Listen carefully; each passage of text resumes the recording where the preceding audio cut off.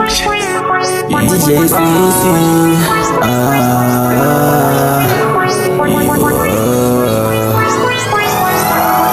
akutanga kuburu nagiza tengo wachishuo kuti zozuma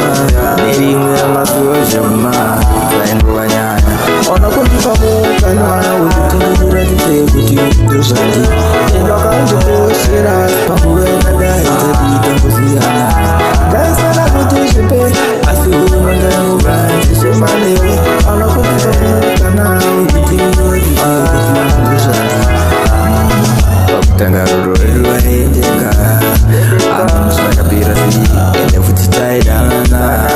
tichivimbisana kuti yazvindokuma shamwari dzangu dzakanditaurira inini handina kumbozvitedzera ndatoona tichigara newe kusvikira pinda muguva mukana wekutura ndize kuti ndozvandi wakandikoshera panguva yakadai vatitangosiyana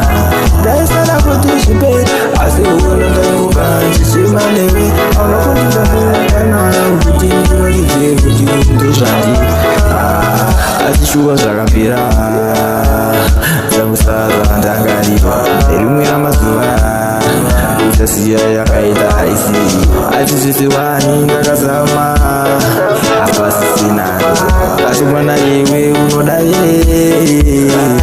anokundipa mukana wekuti ndinoridze kuti ndozvandi wakandikoshera panguva yakadai tadita kusiyana ndaisaka kuti zvipe asi uona ndaingoga ndichema newe anokundipa mukana wekuti ndinoridze kuti ndozvandi pakutanga rudo runonakidza tainguva chishuo kuti zozoguma nerimwe ramazuva shauma taingova nyaya dzeru shamwari dzangu dzakanditaurira inini handina kungozvitedzera ndaitoona ndichigara newe kusvikira muguva inonamukana wekuti ndinoridze kuti ndozvandi wakandokoshera panguva yakadai tadita kusiyana ndaisana kuti zvipe asi uona ndaingoga ndichema newe anokundipa mukana wekuti ndinoridze kuti ndozvandi